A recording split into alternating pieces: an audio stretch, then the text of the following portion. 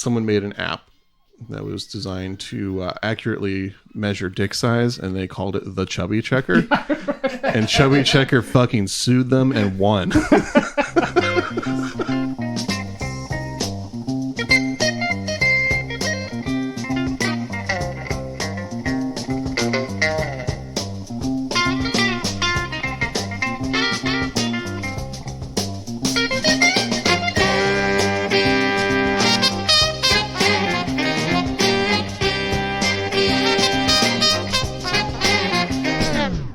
Welcome to I'd Buy That for $1, a podcast about inexpensive and underappreciated records that are waiting to be rediscovered.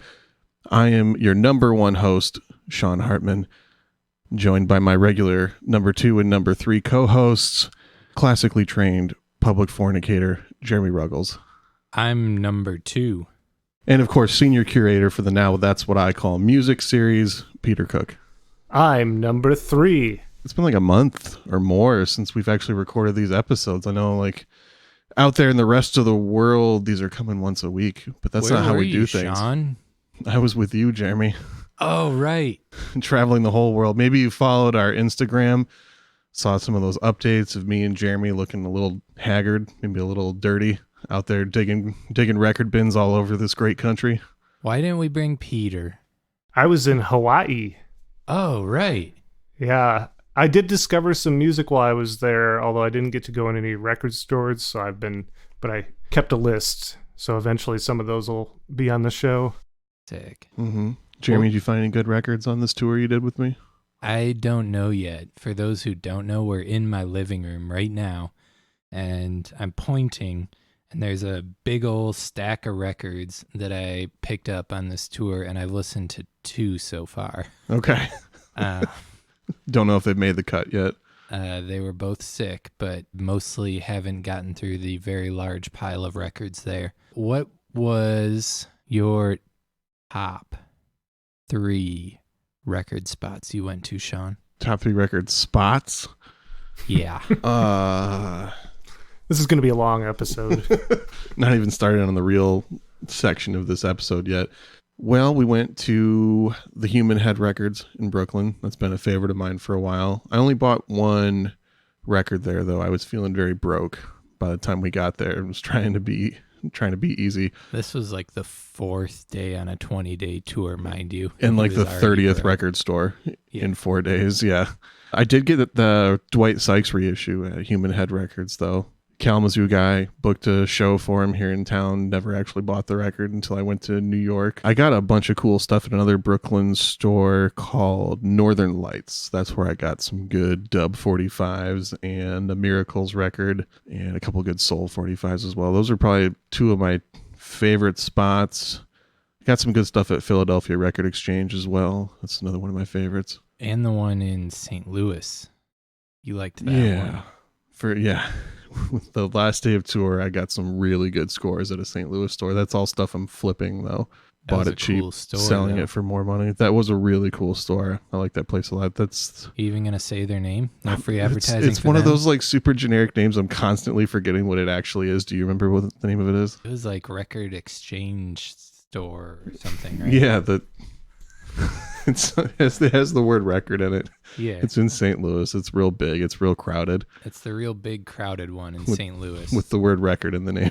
Record and maybe Exchange, maybe Expo. I was going to suggest Expo. It's like an EX in there somewhere. Yeah. The Extravagant Record in St. Louis. It might be Extravagant Records.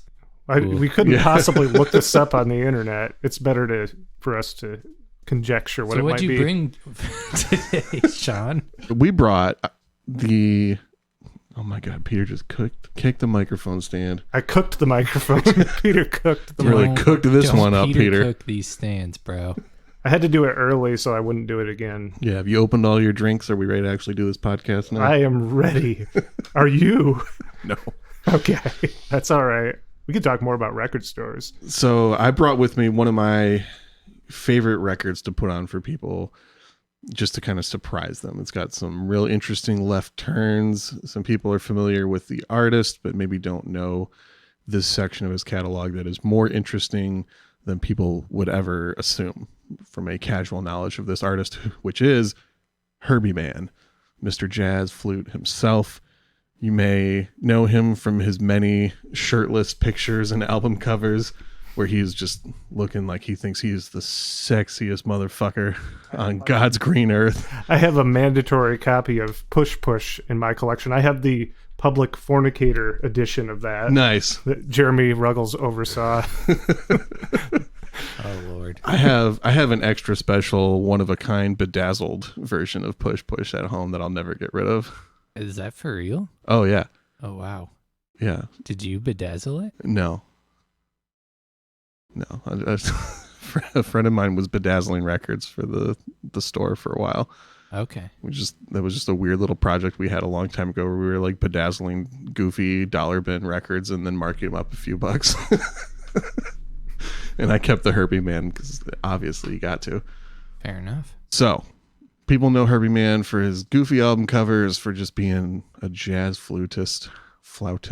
There's the Anchorman scene that's obviously a reference to Herbie Mann. Because from what I was reading, Herbie Mann was actually like the originator of jazz flute. Not necessarily the first one, but really like the first guy to super popularize it and be like, no, this is my main instrument. Other people would dabble in some jazz flute, and Paul Horn was obviously another champion of the jazz flute, but Herbie Mann took it to a whole other level. We're going to do his album Memphis Underground, which came out in 1968.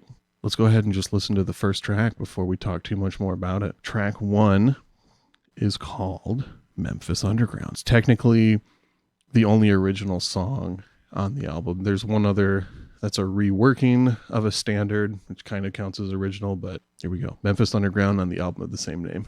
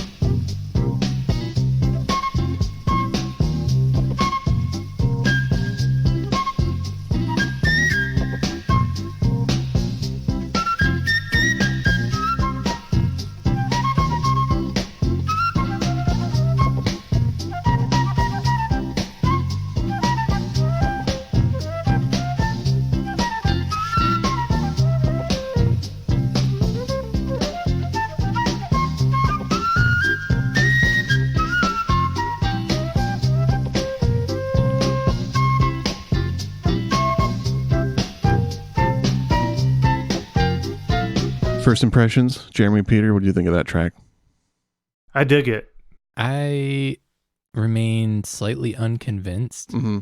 I'm coming into this from a perspective of not really knowing who Herbie Mann was. Sure. I dodged his shirtless photos, I suppose, and fully avoid pretty much anything with Will Ferrell in it. So Fair. That was pleasant, but it didn't grab me. Well, you got to try harder. Jeremy, I think you'll find that this is kind of starting out pretty light. Things are going to get a little more intense and involved as we go along here. That's almost like the elevator version of Herbie Mann, right? The elevator music version. Mm-hmm. I'm just going to start off by correcting something I said before. This album actually came out in 69, not 68. I mean, it might have been recorded partially in 68, but I told him not to correct it during the break. I just want to be on record for that. Our legions of fans would have corrected me either way, so I'm just jumping out ahead of it. I like when they pile on you, though. I savor that moment when 8 notifications come through on the social media, and I'm like, I hope this is on Sean. I know it's not on Peter. He's got his facts straight. True. We've tested him every time. He's done his research. Yeah. And I don't even talk facts ever. Just the opinions with this guy. It's just hallucinations. Just.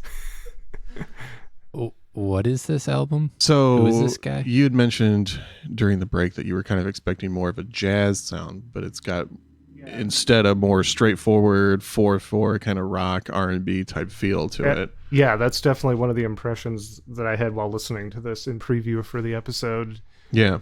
This is an intentional jazz fusion idea that Herbie Mann had. He wanted to bring some of like the hottest up and coming New York jazz guys, take them down to Memphis and pair them with some of the studio musicians that were cranking out these hot Southern soul albums of the time.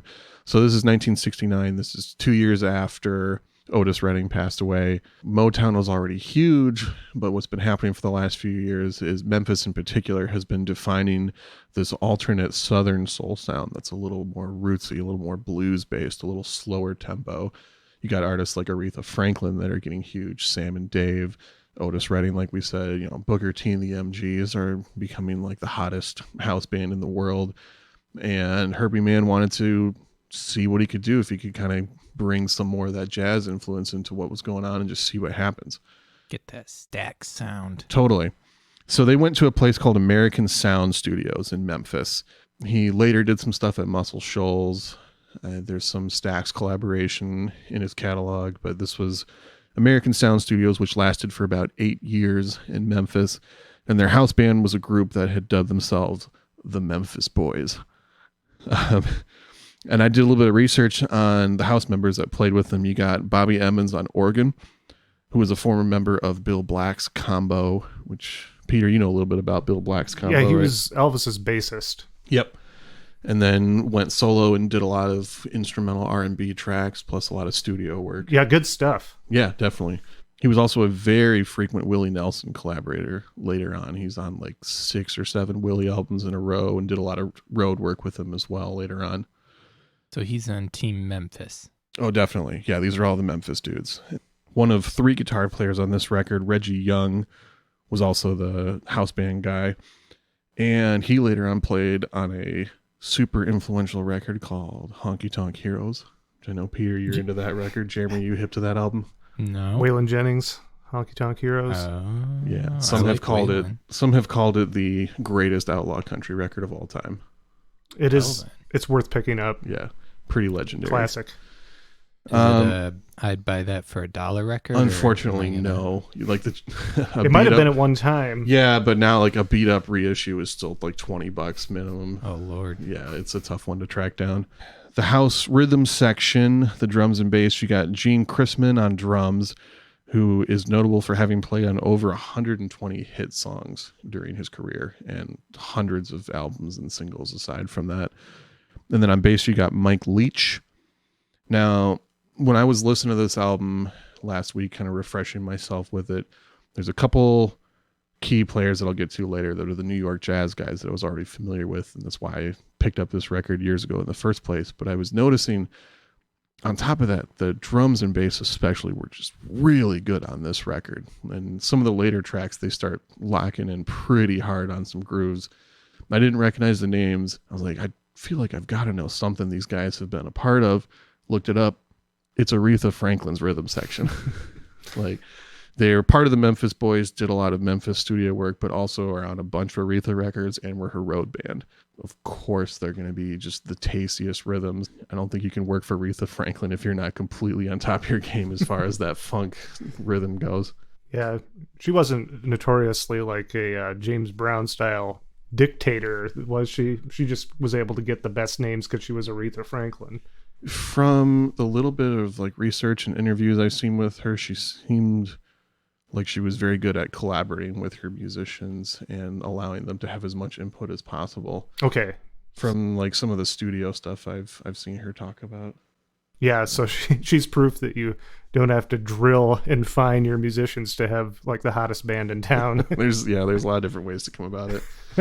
It'd be cooler if you do, though. It makes for better episodes of that Mike Judge program. What's that called? Tales from the Tour Bus. Tales from the Tour Bus. I also did a little research on what other records American Studios and the Memphis Boys had done. And the first one that popped out is another record from 1969, Dusty in Memphis by Dusty Springfield. Excellent record. Yeah. Yep. Yeah, amazing albums. So these albums are just a few months apart as far as being recorded. So it's the same backing lineup, same energy, same studio. And then the year before in 68, they were all on King Curtis's Sweet Soul, which is another really good album to check out. And then Bobby Womack was also a member of the studio for a while, was like a house musician, house songwriter, and did his debut album Fly Me to the Moon in 68, and all the Memphis Boys were the backing band on that as well, which helped launch Bobby Womack's career. Let's go ahead and listen to another track. Let's just play track 2. It's called New Orleans. This is a Gary U.S. Bonds cover and probably the funkiest track on the album.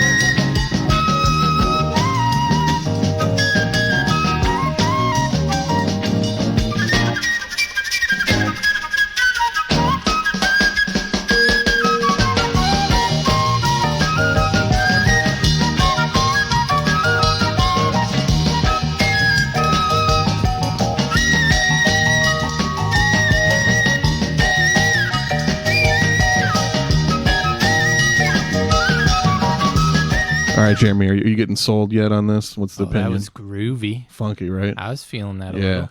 Peter? I have a funny association when I hear flutes in this kind of context. One of the earliest examples I can remember is on The Chronic at the end of side 1. There's Lil Ghetto Boy, which is based around a Donny Hathaway song. And there's an extended flute solo on it, which is incredible. It's also probably one of the tracks that's aged better on The Chronic.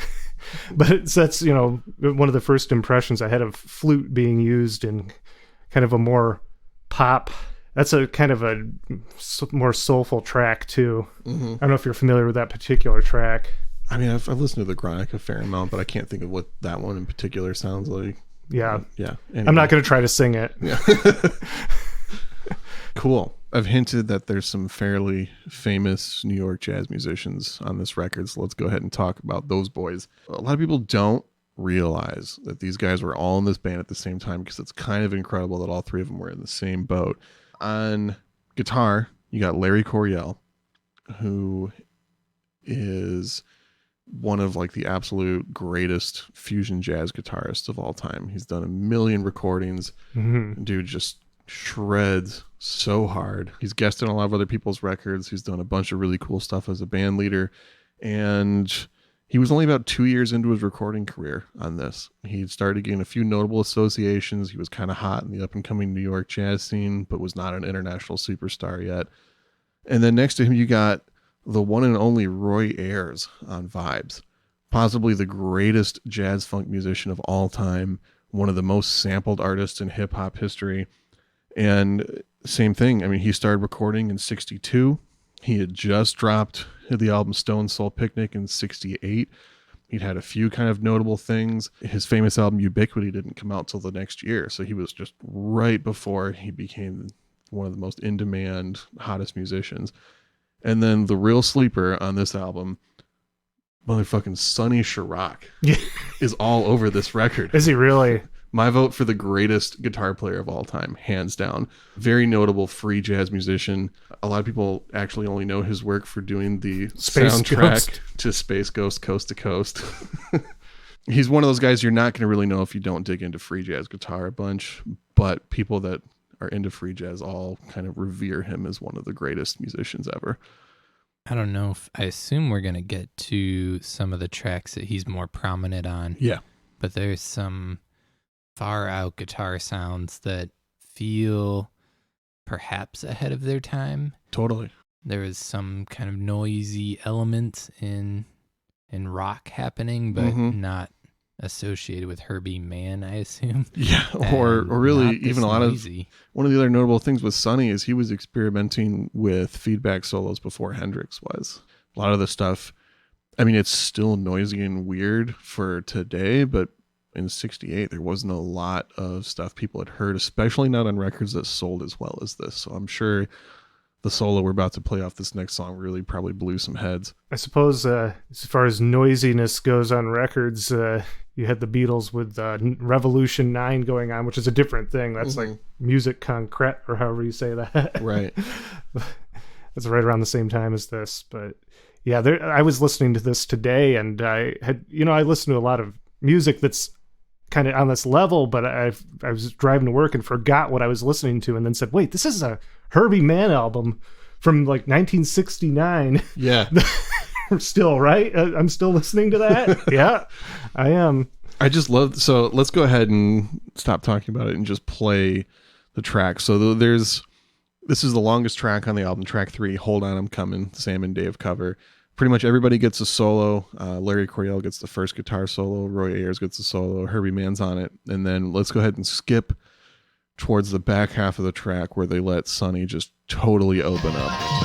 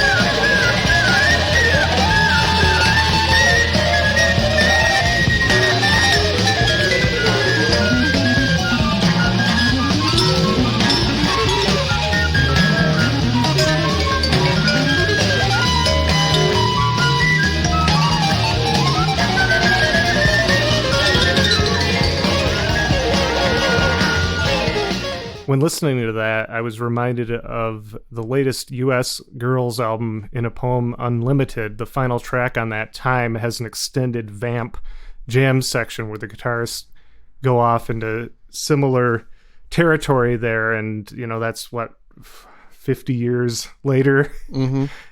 And and that album is still kind of cutting edge, the U.S. Girls album, yet here we are 50 years earlier with it happening on this Herbie Mann record. Yeah, and who knows what kind of waves this album made as far as influencing future generations of experimental artists. Like we talked about, this was one of the best-selling jazz albums of its day, and a lot of people were buying this who were more familiar with Herbie's more straightforward stuff. So you got to imagine a lot of those people probably heard that Sonny solo and hated it and probably skipped over that track the rest of the time they owned the record. But there had to be some people that heard that and were just like, there's something else out there. Like, I can't get this out of my head. It's got to have influenced some people in that way. If he reaches 1 in 10 people, the aspiring musicians, with that, made a difference. Maybe even 1 in 50. It's pretty cool. I imagine that is a reflection of the rising tides of weirdness of the late 60s, psychedelia eking into popular square territory through Herbie Mann. There's one very famous person who was a big fan of this record. Hunter S. Thompson loved this album. Thompson. Yeah. Tell the listeners who that is in case they don't know. He's the guy that wrote Fear and Loathing in Las Vegas and bunch of other weird gonzo stuff. Wasn't he a writer for Rolling Stone? Yes. Or one of those magazines? Yeah. Yeah. He wrote for like a bunch of magazines, though. Rolling Stone was probably the most notable and regular one, though. Wrote Hell's Angels. Hunter S. Thompson also ran for office at one point and did not win, but during the campaign, he used the final track in this album, Battle Hymn of the Republic, in his, I think, speeches and advertisements. Beautiful. I still haven't gone through my Hunter S. Thompson phase. You might have missed it. Yeah, if it hasn't happened for you yet, you might as well just move on. Yeah. I'm waiting. I want to get just a little bit into the background on Herbie Mann. He'd been a band leader since 1954. Like I said, he was an early pioneer of the jazz flute, and he's also very notable for mixing jazz with a lot of other styles. This is not the first album where he tried some kind of fusion style. He'd done records that were Afro-Cuban based before this.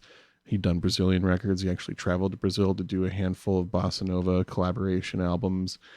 He has done Latin albums. He's done reggae stuff. And then on top of the, soul and funk sound that he's doing here, he did more in this vein afterwards that also got a little bit more into the country roots and what was going on. A really interesting artist who's got 100+ albums that he's on, and most of them are really cheap. If you like this, there's a lot more that you can dig into, and there's really not a bad Herbie Mann record. They kind of go from good to great as far as I'm concerned. Despite what the covers may lead you to believe. I haven't actually seen the cover of this one yet, Sean. Is it as it's right there. Oh, there it is, right there. It is. It's a cool album cover, I I'm think. holding up the cover. Yeah. Would you like to describe this album cover to us, Peter? Well, it's a mostly black background with Herbie Mann's face. I'm trying to figure out how that's rendered. It's not... It almost looks like he's underwater. There's blue lettering, Herbie Mann, Memphis Underground, on the Atlantic label. Great font. Great font. Mm-hmm. I don't know what to call that, but yeah, this is a much more appealing album cover than Push Push. Well, depending on what you're into. I will also, since I'm holding it up facing Peter, I'm looking at the back of it, and I'm going to use this moment to correct Sean, who claimed Hold On, I'm Coming was the longest track on the album, when in fact, by time it appears, Chain of Fools is the longest track of the album. Oh, shit. Did it come out in 1969? What does the date say on the back of this? Back then, they often didn't put the years on records. 1969. Hell yeah. Right. We don't have to start the episode over. Do we want to just go ahead and play a little bit of that actual longest track on the album? The actual longest track, Chain of Fools. It's a really good song. I think it's got probably the deepest groove on there, which, as we said, the rhythm section was very familiar with this song, and they play the hell out of it on this version. Also, there's one very long guitar solo on it that I'm 90% sure is Sonny Chirac. He doesn't go as far out as on Hold On, I'm Coming, but it's kind of a masterpiece of a solo. It digs in real hard, and I'm super into it. So let's hear some of that.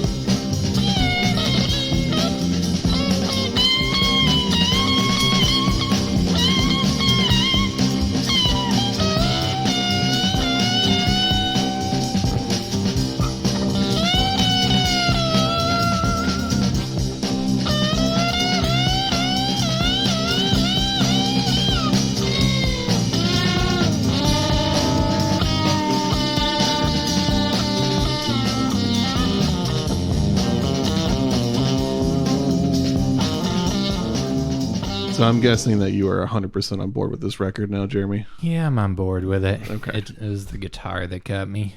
I have a bias against flutes, I'm not going to lie. That's fair. It's one of those instruments that I feel like, along with banjo, I hear people express phobia toward it often. I love banjo. Yeah. I don't know if I have an instrument that I hear and I cringe. I don't know that some people say that about the saxophone. Are you a big bagpipe fan? Well, I'm a huge Korn fan, so yes. Yeah. No. Yeah, maybe bagpipe. Well, did House of Pain use bagpipes? Maybe. I don't know. It seems like something that DJ Muggs would have done. He was all about those bizarre samples. Yeah, I don't know. I guess I don't seek out bagpipes, but Okay. they can be cool in the right context. All right. How about you, Sean? Do you have any Harpsichord. He doesn't like the harpsichord. The harpsichord is pretty cheesy most of the time.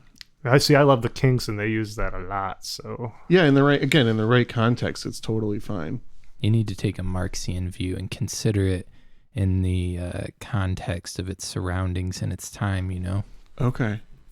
Cool. Cool. I'll get right on that. Let's talk a little bit about more of the impact of this record and where it kind of sits in jazz history. This is a time period of jazz when most jazz artists were starting to experience some pretty heavy decline in their sales. The heyday of bop jazz was in the 50s. A lot of people still made it through the 60s really well, and you had the free jazz stuff starting to come around in the late 60s. But a lot of the old guard were just not making good records anymore, and the farther we went into the 70s, most of them really fell apart. Some of the only people that had good careers after that were the soul jazz crossover guys. And from what I understand, Herbie was making more money than just about anybody else in the jazz world through that time. And this record was key to that success. This was a huge hit for him. He just went back to the well on this. There's another record made shortly after called Memphis Two-Step. That's the same formula. The album Push Push is, again, a lot of the same elements in here. Plus, you got Dwayne Allman on guitar with him in that record. He's done more stuff with Roy Ayers before and after this as well. And the formula was just working for him. He was actually crossing over to the pop charts for a while and scoring hit singles alongside other 70s folk and pop artists of the day. his legacy in a lot of ways has actually been tainted from that success. People think of him as a joke in the jazz world. He was the pop star who was making cheesy music that didn't matter because he was making money. And I really dislike that mentality of music. I think you can make money and have good art at the same time. And I think this record is proof of that. Having no concept of this Herbie Mann you speak of, I feel like I still don't understand who he is from a personality perspective. Mm-hmm. Can you enlighten me a little further there? Because if he was like a pop star, I assume he sought that out perhaps, or leaned into it when it was happening for him. The only thing I get from Herbie Mann is that he was very sensual. Definitely. That's the impression I get. He's definitely got some sensual vibes going on. I feel like I can't fully answer that question. I haven't really watched any interviews with Herbie or even a lot of live footage, so I don't have a good feel for what kind of a person he was. All I know is the music that he made and the album covers and some of the promo shots that are in wide circulation. And you get that sensual vibe. You get that vibe that he knew he was making money and he knew why he was making money, and he just rolled with that vibe as much as possible. I don't know how he was to work with or anything like that, though. I've never heard any anecdotes about Miles Davis yelling at him or something. No. The one thing to his credit I will say is he definitely could have told Sonny to re-record that song with a different solo. And not only did he not do that, but he put that song on the album. This is a already very successful guy who had no reason to take chances like that with his career, but he allowed it to happen. And then also in this same year, he produced Sonny Chiroc's first solo record, Black Woman, which is a highly experimental record. Herbie helped pay for it, and Sonny basically funded the recording of that with the money he was making from being Herbie's band. And Sonny was on like 5 other records with Herbie Mann. So I think it speaks a lot to his credit as being kind of a visionary and also willing to take a lot of chances and try some experimental stuff and somehow still make it work financially. I think there's an untold story of the personal life of Herbie Mann lingering out there. Maybe another Herbie Mann record down the line. Oh, definitely. We have to bring to the table to get the full backstory. I'd say so. One other thing is he started his own record label the following year in 1970 called Embryo Records. They were kind of short-lived. There's about 15 albums that came out. He self-released Push Push on there, a couple of other of his records, some stuff for some of his sidemen. But he also, again, did some very experimental stuff. He did a record for Tonto's Expanding Headband. Oh, wow. Yeah, Peter, you want to tell us about that group a little bit? Yeah, that's a band that, what is what's their record called that came out on that label? The album's called Zero Time from 1971. Okay, Zero Time. I can't even remember what's on that, but yeah, that's a pretty out there band. I can't say a whole lot about them. They were like early synthesizer pioneers, like very experimental, synth heavy, kind of Tangerine Dream vibes going on. So we're getting right towards the end of this. I just had some final thoughts and also a list of recommended albums if you're into this. I found a quote from a reviewer named George Kanzier from 2004 reviewing Herbie's last record right before Herbie passed away. And he was kind of reflecting on Herbie's career and cultural impact. And I thought this quote was really interesting. He said, Mann's career, in both its questing nature and embrace of various music styles, parallels that of Miles Davis. Mann championed Brazilian music even before Stan Getz. When Miles was fusing jazz with rock, Mann was fusing with Memphis soul and southern rock. He also was an early exponent of world music, but while Miles was usually hailed as a visionary, Mann was dismissed as just a popularizer selling out. It was a bum rap. I'd say I'd have to agree with that. That was kind of the vibe I was starting to get just in doing the research, seeing those Brazilian records and thinking those were well before that was a fad that every other jazz artist was jumping on. His embrace of a wide range of musical styles, his willingness to bring these hot up-and-coming artists into his group instead of just relying on collaborating with other name artists. I think there's a lot going for his credit. Like you said, there's probably a lot more interesting information to be dug into as who was Herbie Mann as a person. Peter would have dug it up.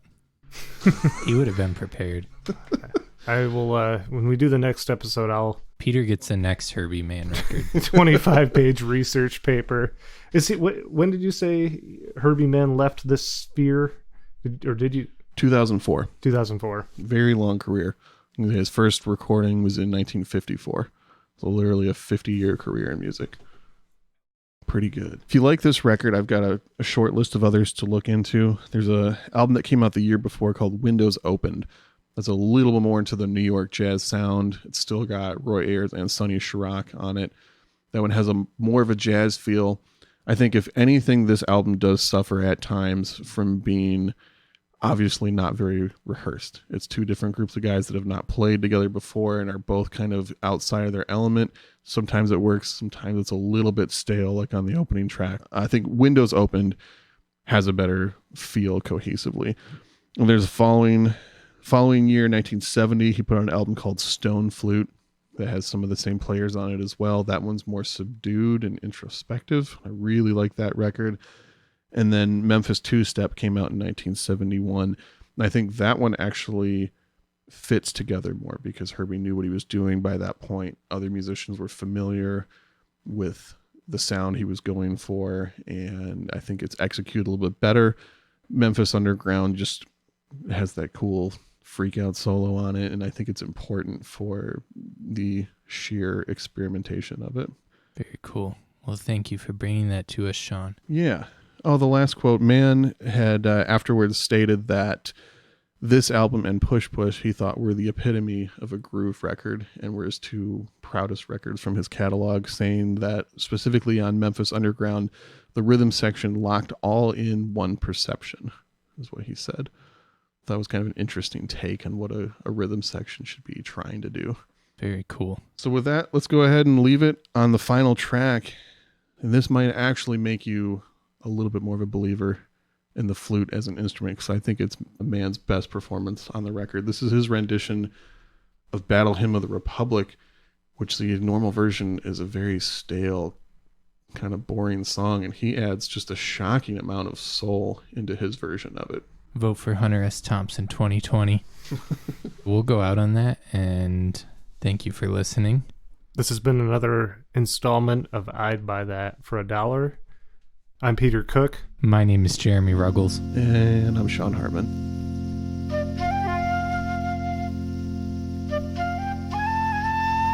Thanks for listening. Wow, that was another great podcast. Where might you find more podcasts like that? You can find more podcasts like that at I'dBuyThatPodcast.com. Specifically this podcast, not podcasts like it, like just other episodes of this podcast. It's called just this one. Yeah, that we're doing just different episodes. There are different episodes. Each episode's a different record. They're all good. The series is called I'd Buy That for $1, and you can find us on Instagram and Facebook at it's I'd Buy That Podcast after the slash on Instagram or Facebook or Patreon if you're really into that. If you want to donate some money to us. If you would like to email us, you can email us at I'dBuyThatPodcast@gmail.com and let us know what we're doing right, what we're doing wrong, and what records you'd like to hear us talk about. Please like, subscribe, share, tell your friends, give us money. And if you work at the Guinness Book of World Records, please put us in for the longest outro now. Thank you.